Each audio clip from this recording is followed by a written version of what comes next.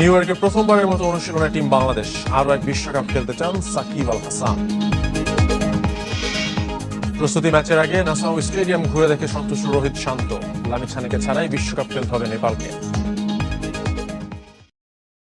প্রস্তুতি ম্যাচের আগে নাসাউ ক্রিকেট স্টেডিয়াম ঘুরে মুগ্ধতা প্রকাশ করলেন নাজমুল শান্ত ও রোহিত শর্মা। এই ম্যাচ খেলতে ভারত ছেড়েছেন বিরাট কোহলি, আর যুক্তরাষ্ট্রের ভিসা না পাওয়ায় লামিদ সানিকে ছাড়াই বিশ্বকাপ খেলতে হবে নেপালকে। নিউ ইয়র্কের Nassau cricket stadium, Bharat Pakistan মহারণ সহ যেখানে হবে বিশ্বকাপের 8 ম্যাচ। তবে স্টেডিয়ামটির যাত্রা শুরু বাংলাদেশ ভারত প্রস্তুতি ম্যাচ দিয়ে। সেই প্রস্তুতি ম্যাচের আগে মাঠ আর উইকেট পর্যবেক্ষণে ভারত অধিনায়ক রোহিত শর্মা ও বাংলাদেশ কাপ্তান নাজমুল শান্ত। আইসিসির সহযোগী দেশের এমন পরিবেশে মুগ্ধ দুজন। When I saw all the stadiums and the wickets and the environment, it feels very good and it looks crazy to me. People in New York will be very interested in coming and watching the World Cup. মাঠ নিয়ে সন্তুষ্ট হলেও আমেরিকায় অনুশীলন ব্যবস্থা নিয়ে খুশি হতে পারেনি ভারত।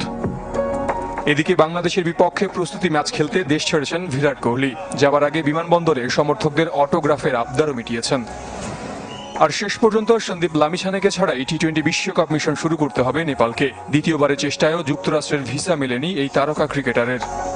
প্রথমবার ভিসা না পাওয়ায় দলের সাথে ভ্রমণ করা হয়নি। পরে ক্রিকেট অ্যাসোসিয়েশন অব নেপাল, এমনকি দেশটির সরকারও চেষ্টা করেছিল, কিন্তু কাজ হয়নি। যুক্তরাষ্ট্রের ভিসা আইন মেনে এমন সিদ্ধান্ত জানিয়েছে কাঠমান্ডুর মার্কিন কনসুলার। 2022 সালে 18 বছর বয়সী এক তরুণীকে ধর্ষণের দায়ে সন্দীপ লামিছানেকে গ্রেফতার করা হয়। তবে চলতি বছরের শুরুতে তিনি নির্দোষ প্রমাণিত হন। 7 জুন ডালাসে নেদারল্যান্ডসের বিপক্ষে ম্যাচ দিয়ে বিশ্বকাপ অভিযান শুরু করবে নেপাল। অসংখ্য অভিজ্ঞ আর তারকা ক্রিকেটারের বিদায়ের মঞ্চ হতে চলেছে এবারে টি-20 বিশ্বকাপ। Rohit Sharma, David Warner, Jos বাটলাররা শেষের শুরুর অপেক্ষায়। বিশ্বকাপ নিয়ে ধারাবাহিক আয়োজনে থাকছে বিদায়ী ক্রিকেটারদের কথা। বিশ্বকাপ দিয়ে টি-20 ফরম্যাট ছাড়ার ইঙ্গিত দিয়ে রেখেছেন সাকিব আল হাসান। অর্থাৎ বিশ্বকাপ তো বটেই, লাল সবুজ জার্সিতে অন্তত শর্টার ভার্সনের ক্রিকেটে আর হয়তো দেখা যাবে না আসরের সবচেয়ে বেশি 47 উইকেট নেয়া সুপার সাকিবকে। সাকিব আল হাসানের মতো আগের 8 আসরগুলো সবগুলোতে অংশ নেয়া ভারত অধিনায়ক রোহিত শর্মার বয়স 38। প্রথম বিশ্বকাপের চ্যাম্পিয়ন দলের সদস্য রোহিতকে শেষবারের মতো বিশ্ব আসরে দেখা যাবে টিম ইন্ডিয়ার প্রতিনিধিত্ব করতে। 2021-এ অধিনায়কত্ব করে 22 আসরের স্কোয়াড থেকেই বাদ পড়েছিলেন মাহমুদুল্লাহ। রাজস্বিক প্রত্যাবর্তনের গল্প লিখে ফিরেছেন এবারের বিশ্বকাপে। অটোমেটিক চয়েস এই ক্রিকেটারের শেষ আসর হতে চলেছে ওয়েস্ট ইন্ডিজ যুক্তরাষ্ট্রে। একই পথে হাঁটতে পারেন বিরাট কোহলিও। 2026 আসরে যার বয়স হবে 38। সবচেয়ে বেশি 1146 রান করা বিরাট কোহলি শেষটা কি রাঙাতে পারবেন? টি-20-র ফেরিওয়ালা আন্দ্রে রাসেল জাতীয় দলে নিয়মিত না হলেও বিশ্ব আসর খেলবেন। বিশ্বকাপের পর ওয়েস্ট ইন্ডিজ জার্সিতে এই অলরাউন্ডারকে দেখতে পাওয়ার সম্ভাবনা কম। মানসিক আর শারীরিক স্বাস্থ্যের উন্নতিতে আইপিএল এর মাঝপথে বিরতি নিয়েছিলেন গ্লেন ম্যাক্সওয়েল। বিশ্বকাপ স্কোয়াডে এই ক্রিকেটারের থাকা নিয়ে ছিল সংশয়। শেষ পর্যন্ত জায়গা পেলেও এবারের বিশ্বকাপই হতে চলেছে ম্যাক্সওয়েলের শেষ বিশ্বকাপ। নিউজিল্যান্ডের সোনালী প্রজন্মের নেতা কেন উইলিয়ামসন ডার্ক হর্সের তকমা নিয়ে প্রতিবার আসর শুরু করলেও শিরোপা ছুঁয়ে দেখা হয়নি অধিনায়কের। এবার শেষ সুযোগ উইলিয়ামসনের। ডেভিড ওয়ার্নারও গেল বছর ঘোষণা দিয়ে রেখেছেন অবসরের। টি-20 তো বটেই, ক্রিকেটের সব ফরম্যাট থেকে বিদায় নিতে চলেছেন বিশ্বকাপের পর। পাকিস্তান দল আনপ্রেডিক্টেবল, কে কখন বাদ পড়ে আর ফিরে আসে তা বলা যায় না। তবে ইফতিখার আহমেদ, ইমাদ ওয়াসিমদের জন্য আরেকটা বিশ্বকাপ খেলা কঠিনই বটে। দক্ষিণ আফ্রিকার Quinton de Kock, David Miller, আফগানিস্তানের মোহাম্মদ নবীরাও বিশ্বকাপ দিয়ে গুড বাই জানাতে পারেন। তবে ইংলিশ অধিনায়ক জস বাটলারের সেই আক্ষেপ নেই।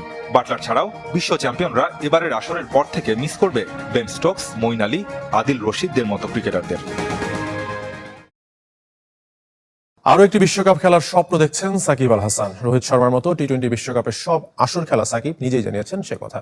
যুক্তরাষ্ট্র ও ওয়েস্ট ইন্ডিজের কন্ডিশন নিয়েও কথা বলেছেন দেশের পোস্টার বয়। ব্যক্তিগত লক্ষ্য নয়, দলের প্রয়োজনে খেলতে চান বাংলাদেশ অলরাউন্ডার।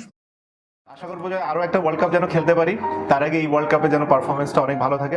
তবে কি টি-20 ফরম্যাট চালিয়ে যাবেন সাকিব আল হাসান? বাংলার নবাব খেলতে চান আরো একটি বিশ্বকাপ। ইঙ্গিত দিয়েছিলেন 2024 বৈশ্বিক আসরে ফুল স্টপ দিবেন শর্টার ভার্সন ক্রিকেটে।